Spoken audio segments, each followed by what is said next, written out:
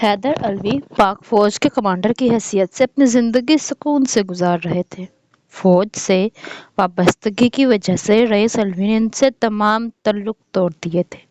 باپ جیسے چچا سے دوری کھلتی مگر وطن سے محبت حاوی ہو جاتی۔ مشن کے دوران ان کی ملاقات کشمیر کی رہنے والی نازیہ سے ہوئی۔ محبت کا احساس ہوتے ہی شادی کر لی۔ نازیہ یتیم تھی۔ NGO کی مدد سے نکاح کیا۔ پہلے ہی سال اللہ نے خوبصورت بیٹی سے نوازا مگر خوشیاں راس نہ آئی۔ ان پر دہشت گردی کا الزام لگا۔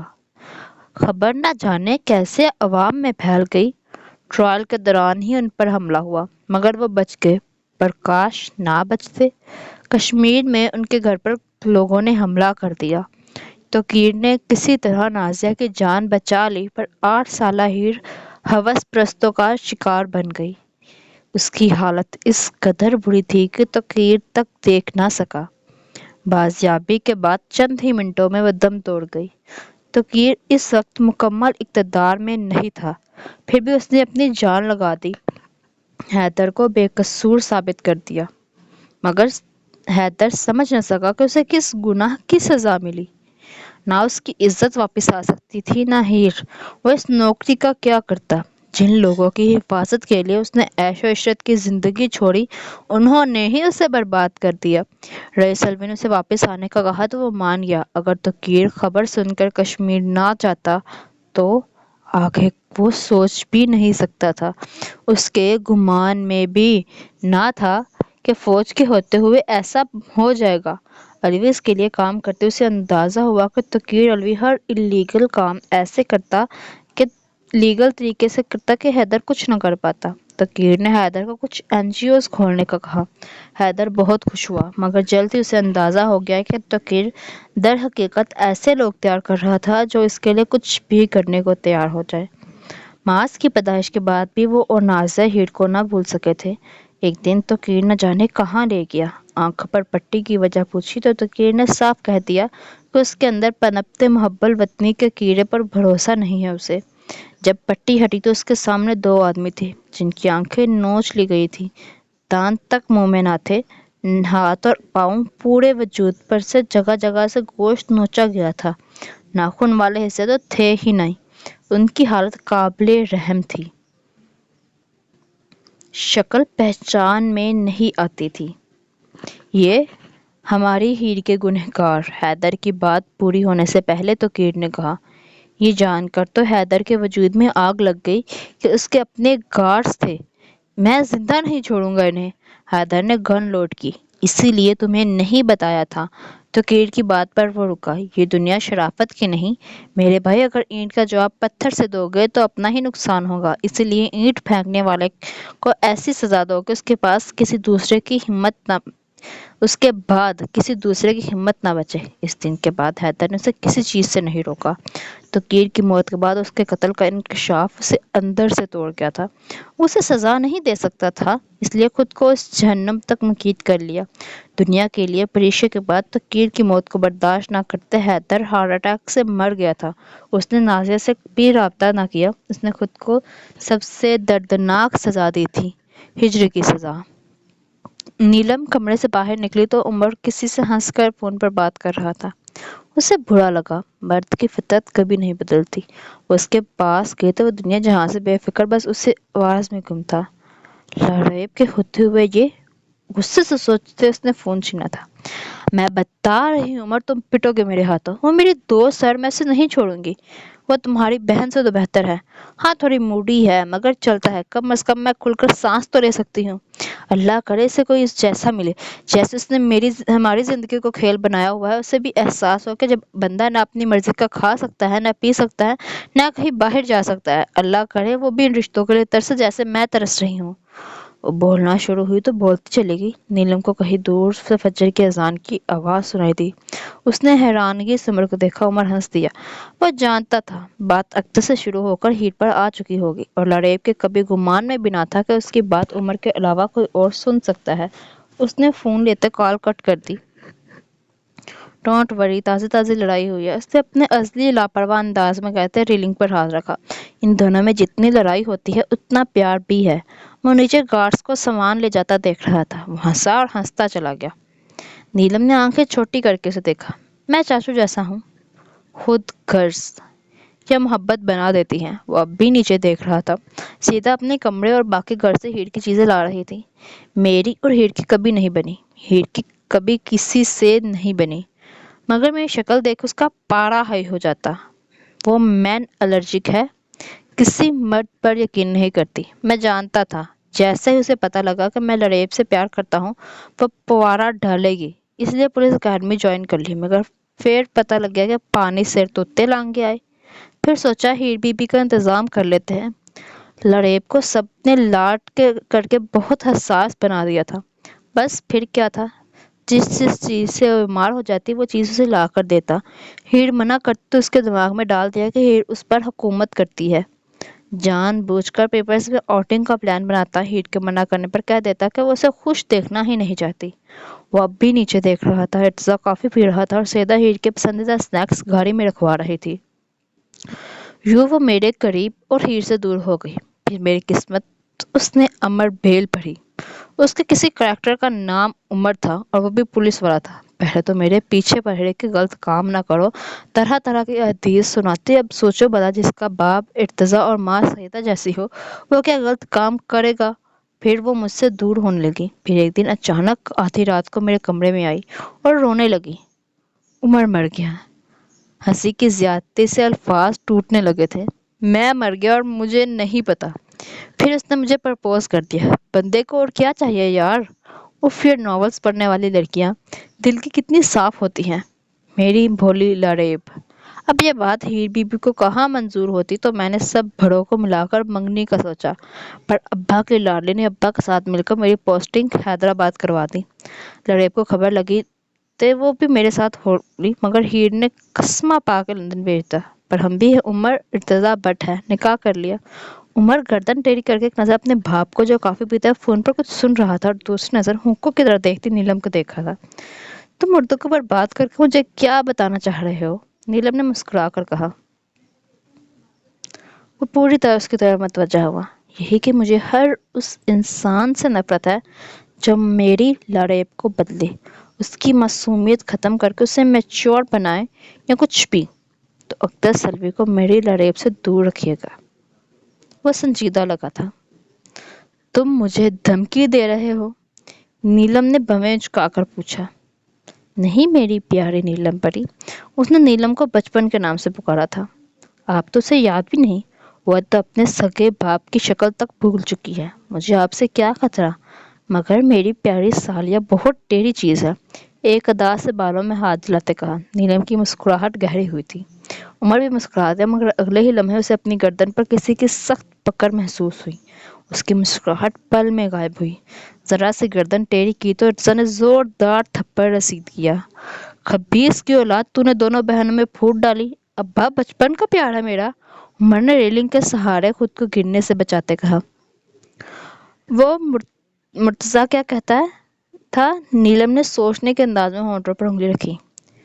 لال ہے جتی تو ہو جا چھترو چھتری، ارتضیٰ نے اس بات میں سر ہلایا۔ ابا خدادہ خوف کر، عمر نے دہائی دی، مگر ارتضیٰ نے ایک بھی نہ سنی اور مارتا ہی اسے نیچے لایا تھا۔ ابا جوان اولادہ شرم کر لے، میری ساس سامنے شرم کر لے، تینوں اما دا واسطہ۔ عمر کی دہائیاں عروج پر تھی، مگر ارتضیٰ بھی تب رکا جب ہانپنے لگا۔ سیدہ پاپ کارن ہوتے تو مزہ آ جاتا، نیلم نے ہنستے کہا۔ نیلم ساتھ لے جاؤ اس خبیث کو اور سیدھا کر کے بھیجنا۔ سیدہ کے بات پر عمر نے سہمی ہوئی شکل بنا کر دیکھا تھا، مگر اس کی ایک نہ چلی۔ ارتضیٰ اور سیدہ کو یہ بات ہضم ہی نہیں ہو رہی کہ عمر نے لڑیب سے نکاح کر لیا ہے۔ خود پر بوجھ محسوس کرتے ہیر کی آنکھ کھلی تو تہا کو خود پر جھکے ہوئے پایا۔ وہ خواب خرگوش میں مہو نیند میں سارا وزن اس پر ڈال چکا تھا۔ ہیر کو سانس لینا مشکل لگا تو تہا کو تمام طاقت لگا کے دھکا دیا۔ وہ لڑکھڑا کر زمین پر گرا تھا۔ گرتے ہی نیند ٹوٹی تو کھا جانے والی نظروں سے اسے دیکھا۔ وہ سہم کر خود میں سمٹی تھی۔ اب کیا مسئلہ ہے؟ الفاظ چبا کر ادا کیے تھے، مگر وہ پھر بھی چپ تھی۔ تہا کو اس کی چپ پر غصہ آیا۔ Say something, damn it, I'm not talking with your angels. ताहा ने गुस्से से कहा तो वो रोने लगी। उसके आंसू ताहा को बुरे लगे थे, मगर उसको रुलाना सिखाया गया था, चुप करवाना नहीं। वो मुसलसल रो रही थी। ताहा को कुछ समझ ना आया। इस लड़की ने दी ताहा अलवी को उलझन में डाल दिया था।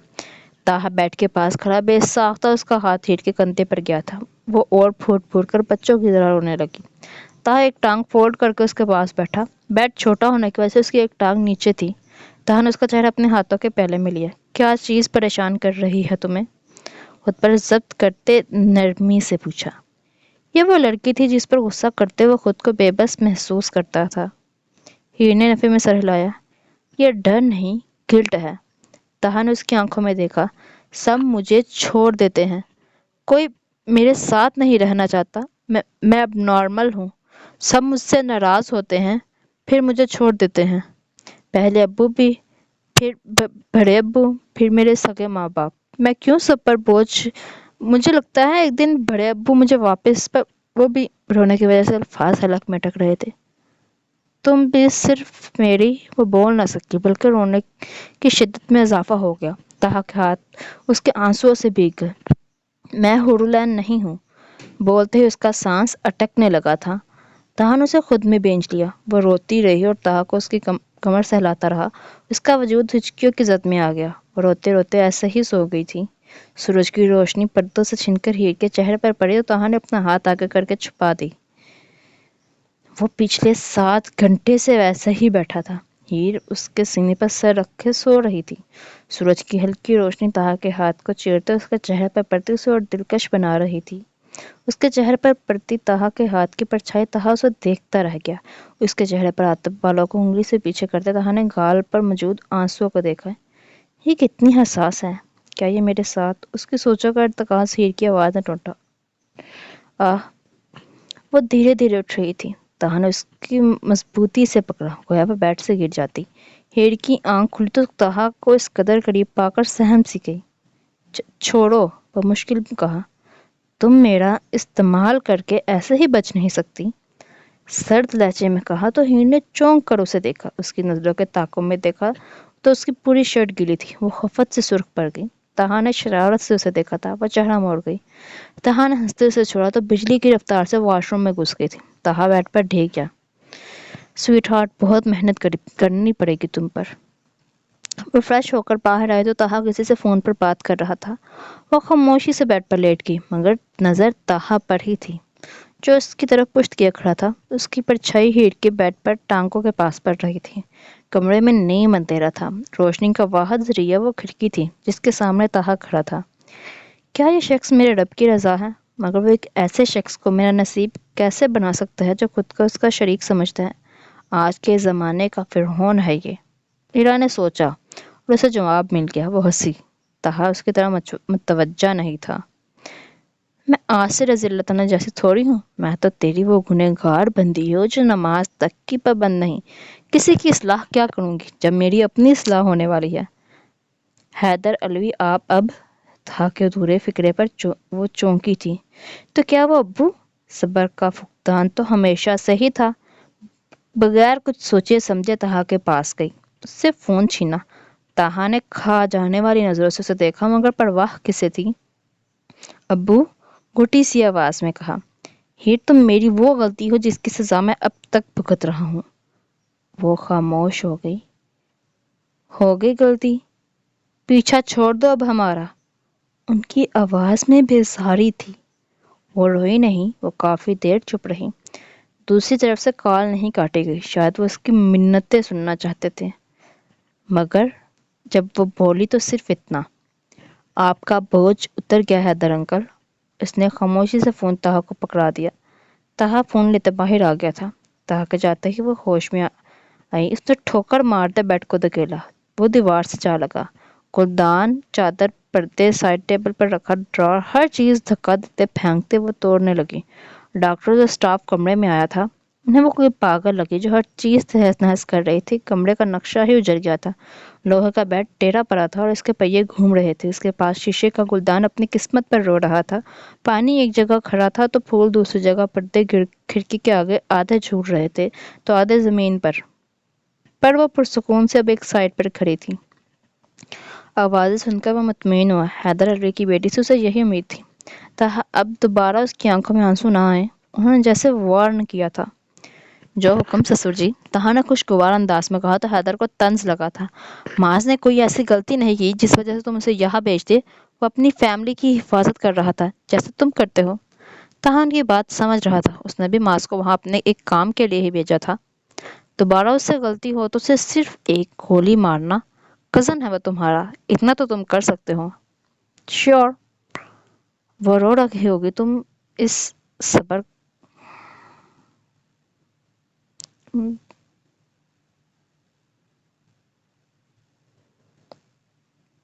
رو رہی ہوگی، تم اس کے شوہر ہو، اب اس کے پاس جاؤ۔ طاہا نے اس باپ کو دیکھا جس کو دو اولادوں میں سے کسی ایک کو چننا تھا، مگر اس نے وہ راستہ چنا جس میں دونوں کی بھلائی تھی۔ وہ ایسے ہی حیدر علوی نہیں تھا۔ وہ رو تو نہیں رہی۔ طاہا کی بات پر حیدر ہنس دیا۔ میری بیٹی تمہیں بہت ٹف ٹائم دے گی طاہا علوی۔ فلائٹ میں نیلم نے عمر سے کوئی بات نہیں کی، مگر وہ جان گیا تھا کہ ہیٹ تو کیر علوی کی موت کے بارے میں جان گئی ہے اور آگے کی صورتحال وہ سمجھ گیا تھا۔ وہ انہیں تسلی دیتا رہا مگر وہ بس پھیکا سا مسکراتی تھی۔ وہ پھولوں سے سجے لان میں بیٹھی تھی۔ نرم گرم سرد ہلکی ہوا، ڈھلتی شام کی سورج کی کرنیں ہر سو پھیلی ہوئی تھی۔ وہ پیلے رنگ کے سوٹ پر گلابی چادر نما دوپٹے کو سلیقے سے لیے خود پھولوں کا حصہ لگ رہی تھی۔ جس طرح وہ خاموش بیٹھی تھی، طاہا بھی اس کے پاس آ گیا۔ ہیر نے ترچھی نظر کر کے اسے دیکھا۔ اسے شدت سے اپنا 5 فٹ اور 2 انچ قد چھوٹا لگا تھا۔ خدا دی پوڑی، اس نے طاہا کو خطاب سے نوازا۔ وہ آج بھی بلیک 3 پیس میں تھا، وہ بس ڈیزائن بدلتا تھا، رنگ نہیں۔ اب کیسی طبیعت ہے؟ طاہا کی آواز نے خاموشی کو توڑا۔ ٹھیک، ایک لفظی جملہ۔ خاموشی نے پھر اپنی جگہ سنبھال لی۔ بعض اوقات بات کرنا بہت مشکل لگتا ہے۔ تم نے یہ میرا مطلب ہے کہ علوی مینشن تھا تو؟ ہیرا نے جھک کر پوچھا مگر جواب ندار تھا۔ اسے لگا سوال غلط تھا۔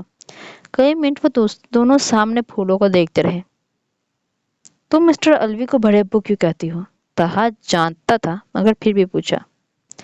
بات کرنے کا بہانہ۔ چپ رہی، پھر بولی، میں اب نارمل تھی۔ نازیہ امی کے مطابق میں لمس نہیں بولتی تھی، صرف ایک نرس کو اپنے قریب آنے دیتی۔ میرا پیدائش کے چند دن تک صرف 3 لوگوں کو میں نے خود کو چھونے کی اجازت دی تھی، وہ نرس، تم اور حیدر ابو۔ اس نے تتلی کو ایک پھول سے اڑ کر دوسرے پر جاتے دیکھا۔ امی کی حالت میری وجہ سے بگڑنے لگی تو ابو نے غلطی سے کہہ دیا کہ میں مر گئی ہوں۔ وہ تتلی اب ہوا میں اڑنے لگی تھی۔ حیدر ابو نے مجھے اڈاپٹ کر لیا۔ میں چند ماہ میں کسی بڑے بچے کی طرح بولنے، چلنے اور سمجھنے لگی۔ میں کچھ نہیں بولتی۔ 2 سال کی عمر سے لے کر اب تک مجھے سب یاد ہے۔ اس کے ساتھ ایک اور تتلی تھی۔ مجھے گھر سے باہر اکیلے نہیں جانے دیا جاتا تھا، نہ کسی سے بات کرنے کی اجازت تھی۔ میری دنیا نازیہ امی، حیدر ابو اور معاذ کے گرد گھومتی تھی۔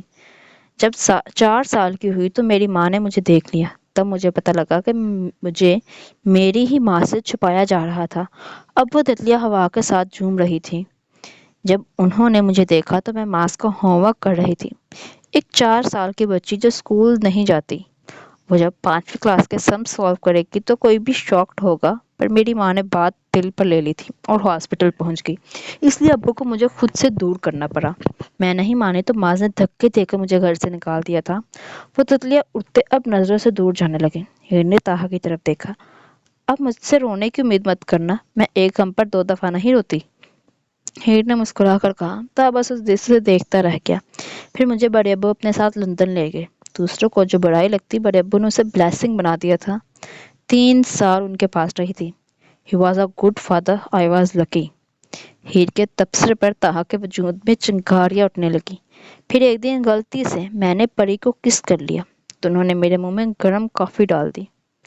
2 ہفتے تک میں بول نہ سکی اور پھر میرے سگے باپ کو یاد آ گیا کہ ان کی ایک اور بیٹی ہے اور وہ مجھے لے گئے۔ پری بہت روئی تھی۔ اس نے دکھ سے کہا۔ طاہا کو جلن کا احساس ہوا تھا۔ کیا تم نے کبھی پری کو؟ ہیر نے سوال ادھورا چھوڑ دیا۔ طاہا نے نفی میں سر ہلایا تھا۔ سمجھدار ہو۔ ہیر کے تبصرے پر وہ مسکرا دیا۔ تمہاری اسمائل اچھی ہے۔ ہیر نے دل سے تعریف کی تھی۔ طاہا نے جانا کہ وہ دل کی بات بولتی ہچکچاتی نہیں تھی۔ خیر، پہلے حیدر ابو، پھر بڑے ابو، پھر اپنا گھر، پھر پھپھو اور تایا، اب تم۔ اس سب سے میں نے اتنا تو سیکھا ہے کہ 18 کے ہوتے ہی پہلا کام گھر خریدنے کا کرنا پڑے گا۔ تاہا سمجھ گیا کہ وہ آگے نہیں بتانا چاہتی۔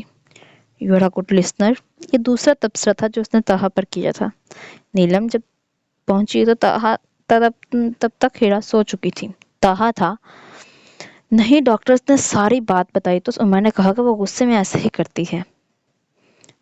عمر کو ریسٹ کرنے کا بول کر وہ اپنی مینشن گئی تھی، مگر وہاں بھی شاہ نواز کو رونا شروع تھا کہ تاہا اس سے گدھوں کی طرح کام لے رہا ہے، جس پر رئیس الوی کا کہنا تھا کہ اسے تمہاری پہچان جو ہے، جس پر آبدار کلچ جاتی مگر بول نہ پاتی۔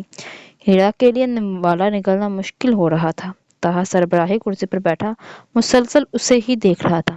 ایسا کرو مجھے ہی کھا جاؤ، ہیر نے ترک کر کہا۔ نہیں، میں کچا گوشت نہیں کھاتا۔ تاہا نے انڈے کا ٹکڑا فورک سے کاٹتے منہ میں ڈالا۔ ہیرا نے چپ رہنے میں عافیت ڈالی جانی تھی۔ ابھی اس نے ٹوسٹ کی دوسری بائٹ لی ہی تھی کہ ایک حویلی کی صورت عمر نے تیزی سے ٹوسٹ لیتے اس کے ساتھ بیٹھ کر ایک ہی نوالے میں آدھا ٹوسٹ کھا لیا۔ ہیرا نے ایک چور نظر تاہا کو دیکھا جس کے چہرے پر ناگواری واضح تھی۔ میرے پیارے بھائی، تم کب آئے؟ ہیرا نے جبراً مسکراتے کہا۔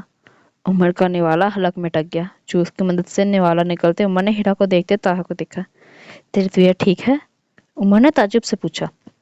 جی بھائی، ہیرا نے عمر کو دیکھتے کہا تھا۔ بہن غلطی ہوگی، بس کر، آج کے بعد تیری چیز نہیں کھاتا۔ کھانی بھی نہیں چاہیے بھائی۔ ہیرا نے تقریباً دانت پیسے تھے۔ بس کر یار، 10 سالہ میں تو نے 3 دفعہ بھائی نہیں کہا۔ مجھے اتنی عزت کی عادت نہیں۔ یہ شکل دیکھ۔ عمر نے اپنی شکل پر انگلی گھمائی۔ اس کی بات ادھوری رہ گئی جب ہیرا نے جوس کا گلاس اس کے منہ پر پھینکا۔ خوش؟ تو سچ میں عزت کے لائق نہیں۔ غصے سے اس کے چہرے کے رنگت سرخ پڑنے لگی تھی۔ نہیں، اب یہ زیادہ ہو گیا ہے، عمر نے احساس دلایا۔ اپنا بوسہ شریف دھو کر آؤ، یعنی ٹوسٹ پر جیم لگاتے کہا۔ اس چوغے سے تیرا کیا بننا ہے؟ پرانٹھا، وہ بھی عمر ارتضیٰ بٹ اسپیشل۔ عمر کے شوخی سے کہنے پر اس نے ہوں پر اتفاق کیا۔ ہیرا کھانے کو منع کرنے والوں میں سے نہیں تھی۔ اس دوران تاہا ناشتہ کر چکا تھا۔ وہ خاموشی سے وہاں سے نکل گیا۔ ہیرا نے سکھ کا سانس لیا۔ اتنا بھی برا نہیں ہے، ہیرا نے سوچا۔